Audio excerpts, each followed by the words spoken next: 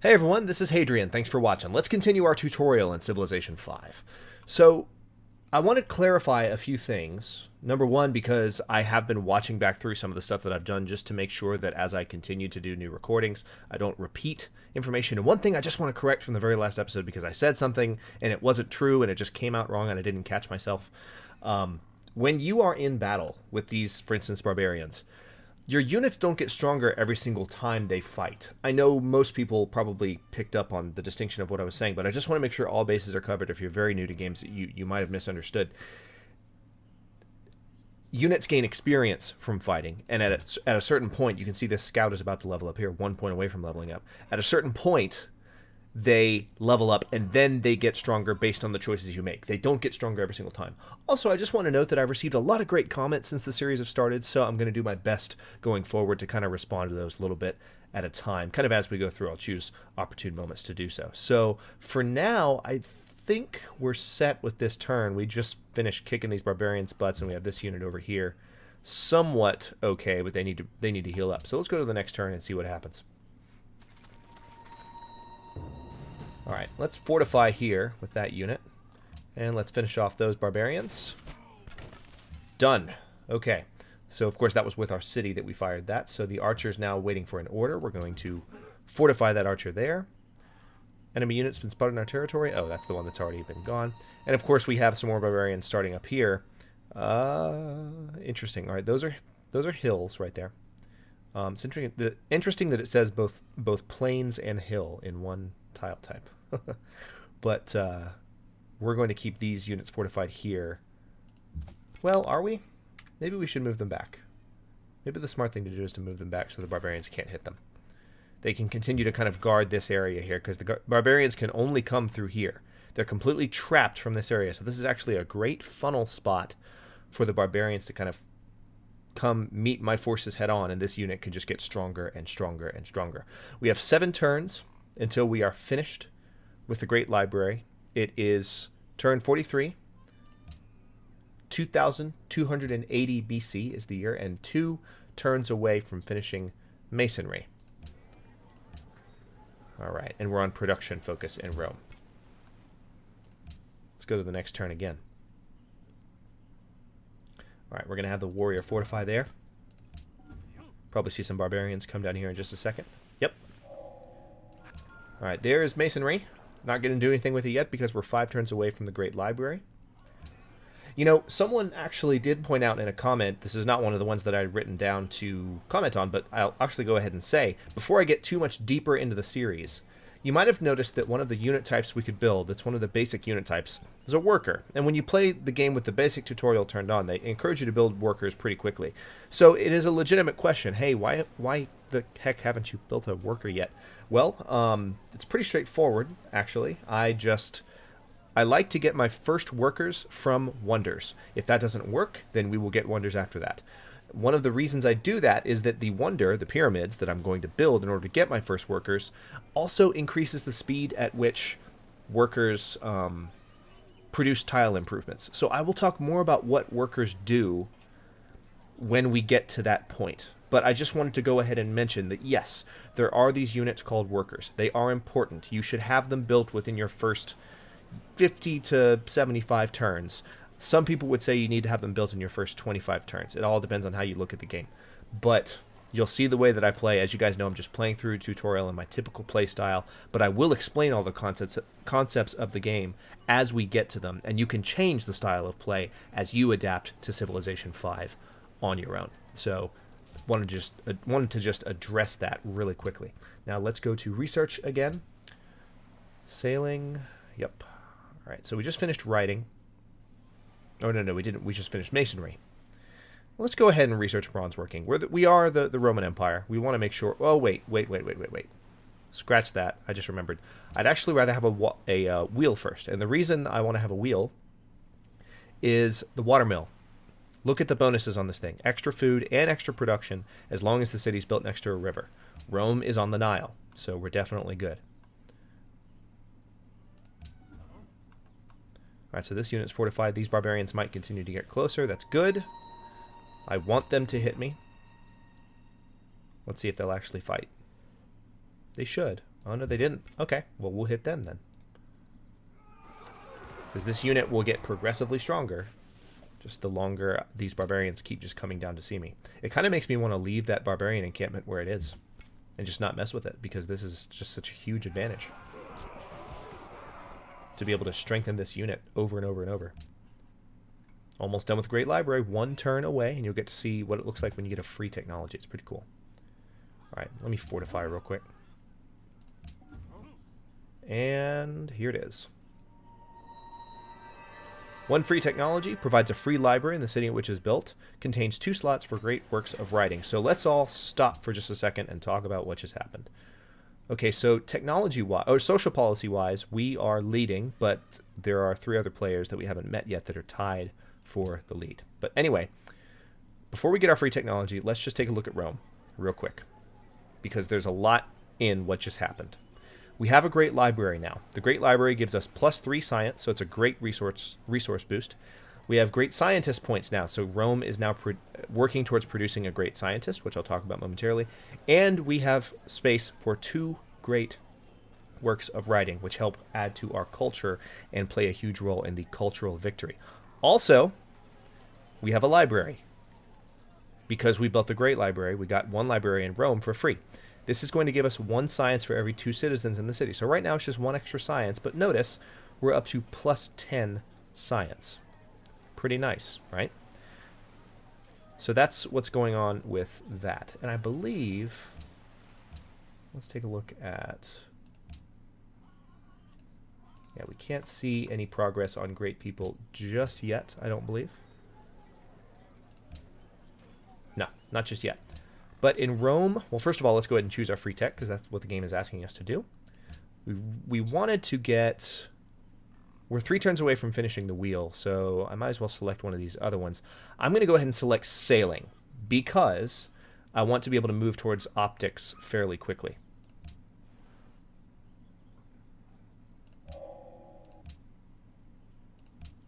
All right. And now we have some interesting options before us. This is actually kind of tough. I want to go ahead and build my first settler. I want to expand to a second city. It's going to be risky, though, because I also want to build the pyramids. And notice, I mean, the settler's going to take 12 turns. And Rome is already on production focus, so believe me, they're building as fast as they can. Not an ideal situation, but we're going to go for settler first, because that's just really important. Notice what happened when I selected settler. Rome is no longer growing. Cities never grow while there is a settler building. So you might have been thinking to yourself, oh, well, okay, you know, in whatever it was, let's switch to the pyramids real quick. In 9 turns, Rome will grow, and maybe that'll make the settler finish up its last 3 turns a little bit faster. Nope. City doesn't grow at all while settlers are being built, because of course the growth of the city is being funneled into the production of a settling unit that can go out and found a new city and be a new population center. So that's the idea. That's why they make it that way. Enemy's been spotted near Rome. Yep. Let's see if we can finish these guys off. Looks like they're going to fight to the almost fight to the death. Okay. Next turn. 1 turn away from the wheel being completed. Vancouver is under attack. Really? By who? Barbarians, probably. That 1 barbarian was putting up a fight. Alright. So this warrior has just finished off another barbarian unit, which is great. We're going to plow through some turns here. We are into... We're at 1880 BC. Really making a lot of progress through the eras here. Well, not really. We're just plowing through the years, so the era hasn't changed yet. Okay, so now we're going to go for bronze working. Notice that our military advisor is recommending it, and it will reveal iron on the map. One thing I did not point out in an earlier episode that I just want to make sure is clear. Notice that when I researched animal husbandry, one cool thing that happened was horses were revealed on the map. There are certain resource types that are not visible to you until you have researched certain technologies that make them visible. Now, I don't think I've done any scouting, so I can't actually go out and see if there are any horses in Africa. So I'm not sure. There's certainly none in our territory. But there's that. Speaking of special resources, there's another thing that I wanted to bring up with regard to special resources. Someone actually commented and asked a very good question. I mentioned how the happiness bonus for all these truffles that I have in my territory is not going to stack, so I'm not going to get +4 happiness for all 5 of these. However, I will get +2 gold from each of these when it's worked by a city. And the reason for that is the gold tiles, or the gold benefits, are actually built into the tiles the same way that the food and the culture, as a result of our pantheon of gods, and the production bonuses are built into the tiles. So it's slightly separated, and it's more hard-coded into the land when you are working it. So I know that's not the best explanation in the world, but just believe me when I say one effect stacks, the happiness does not, but the gold does. So there's that. Let's go ahead and choose research. We were going to do bronze working, I believe. Yes, iron is another one of those resources that that is revealed when you research this. Also, we get the ability to build the statue of Zeus, but it will require, as you can see, that we have a policy in the honor tree of social policies. So let's go ahead and select bronze workers. We'll get this warrior to fortify right there. That might be a better place for him to fortify now that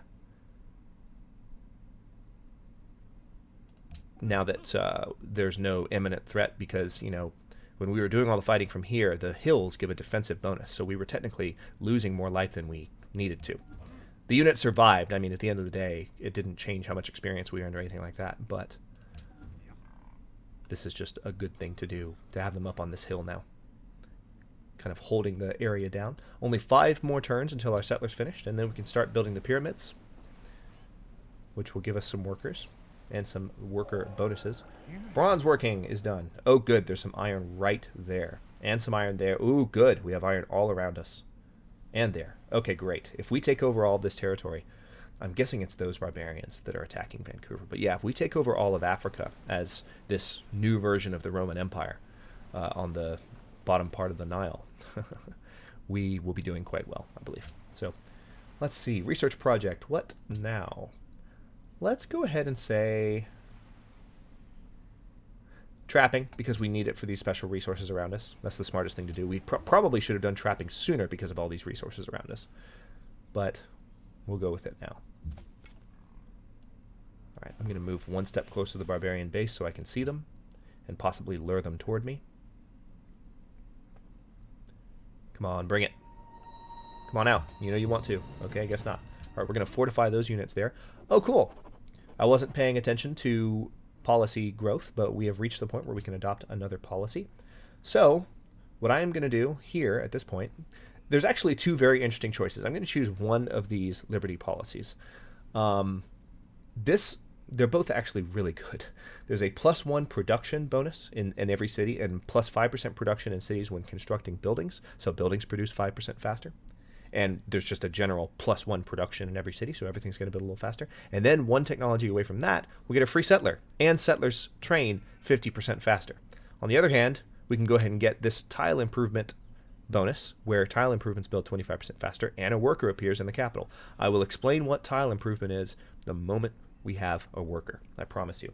But for now, this is a tough choice. I'm going to pick one of these. Let me just... Oof. These are 2 very, very good bonuses, and it's tough to know what will ultimately be better. But I do want to have more territory sooner, so I think I want to move towards having that free settler sooner. So we're going to go with the extra production bonus. Looks like it didn't change the time it's going to take to finish our settler. I did not expect it to. But now everything in Rome and my future cities will build faster as a result. And we have some barbarians.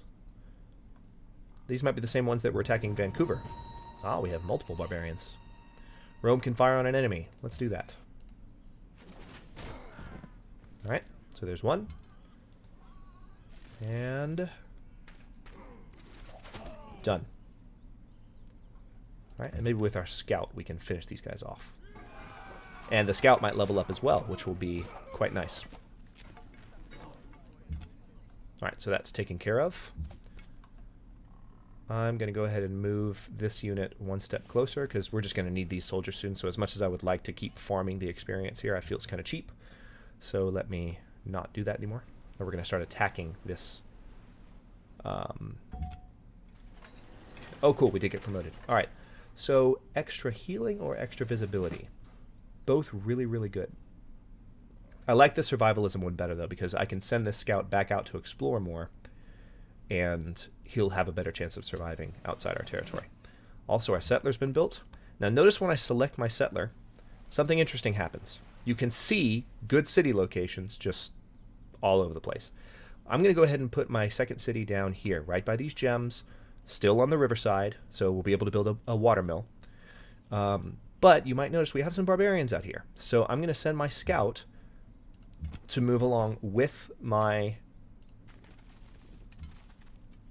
settler as of the next turn. The settler can catch up, or the scout can catch up to that settler. And now in Rome, we're going to start building the pyramids. As soon as possible, we're going to build that. Can we purchase anything in Rome? Ugh, I wish we had a little bit more gold so we could purchase a watermill. That would really help with building the pyramid faster. Pyramids, rather. Okay. So we've caught the settler up. Now, as long as there is a... Notice that we have a settler and a scout stacked on the same tile. I want to explain how this works. You cannot stack multiple military units. In past Civilization games, you could. But in Civilization 5, military units do not stack. However, this type of unit, where you see the triangle, which is like a civilian unit, workers also have the downward triangle, and military units, which are the circles, can stack. Now, as long as this scout is alive, he is protecting the civilian unit that is embedded with it. So no matter, I mean, the barbarian could kill the scout, but if I can just get the units down here before the barbarians kill them, they should be okay. All right, so we're going to go ahead and start fighting these barbarians here. The archer is fortified once again. They defortify, of course, every single time that I fire upon an enemy. Okay, good. Those barbarians are moving off. That's what we wanted. We want to move the settler first. And we're going to have the settler go... Where was the city going to be? Right there-ish? I kind of want to have the city there. I don't know. But I actually like the idea of it being next to the mountain, because if the city were ever under attack, it's a bit harder to surround it. All right, so the scout's going to be right there.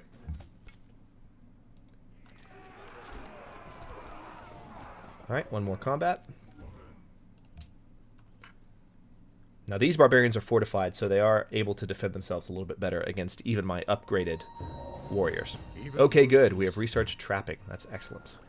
All right, once again, we're going to move our settler to the founding location, but it's going to take a minute. And let's go ahead and, well,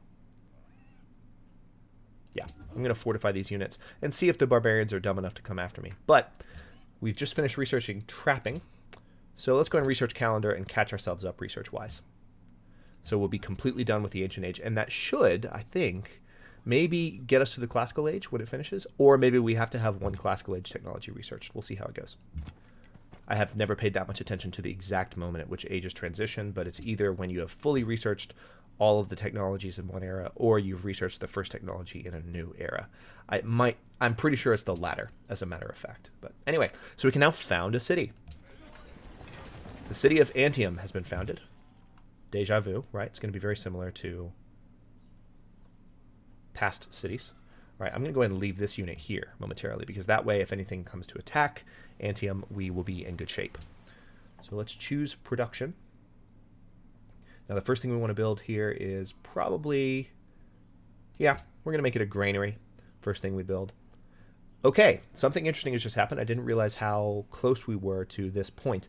Notice that the Empire's happiness is now at -1, unfortunately. It's because of the number of cities that we have. And this is just something that happens, I believe I mentioned earlier in the series, when you have multiple citizens. As cities get bigger and bigger, there is more and more unhappiness. So this is something that I'll have to attenuate. But now that I have trapping, and I will soon be able to purchase a worker. As a matter of fact, in 2 turns I'll be able to purchase a worker. I will be able to start setting up these special resources, and I'll be able to put up a trap around these elephants and put up a trap around these warthogs, and we will have a much, much better happiness situation. So, very temporary problem, but it really, notice what happens to Rome. Notice how long it's going to take for these cities, both Antium and Rome, to grow. That's because of the happiness penalty. It's not a situation you want to have prolonged. All right, we're going to fortify that scout in that city. All right, one more turn we can buy a worker. That's what I will do. Notice that barbarians are not healing when they're fortified. That's one of the nice things about killing barbarians. So this unit's healing, the other one is not. My unit is healing specifically, the barbarians are not. And one more turn we'll probably be able to finish them off. Those barbarians are almost gone. Antium is fortified, so it has a nice bonus. All right, let's purchase a worker. There we go. Notice that both my science and my economic advisor were screaming at me to build a worker. So this worker's out of moves. I can't do anything with it this turn. Let's go ahead and go to the next turn. And on that note, I think what I will do is go ahead and cut this episode here. And in the very next episode, we will open up talking about what exactly workers do and how to manage them. There's a couple of different ways you can go about it. If you're a more experienced player, you might use them a little bit differently. You might go about, acquiring them a little bit differently like I have. Some people really rush to build workers. Some people, wait until certain advantages come along. So we'll talk all about that in the beginning of the next episode. Thanks so much for watching. If you enjoyed the episode, don't forget to like the video and subscribe to the channel. I'm going to upload new episodes in the tutorial every day at noon Eastern Standard Time. That's GMT -4 for those of you not in the States. And of course, comments are always welcome. I responded to someone's comment that came in just on the first few episodes, and I have a few more to talk about in the coming episodes. So let's keep this going. If you guys have anything you would like me to add, or if there's something maybe that I need to be corrected on, if there's something I didn't state perfectly, let me know. While the series is going live, I want this to be as interactive as possible. And I certainly want to thank the people that have commented so far, because it's made it a lot more fun and engaging for me. So anyway, thank you again for watching. I'll see you guys next episode.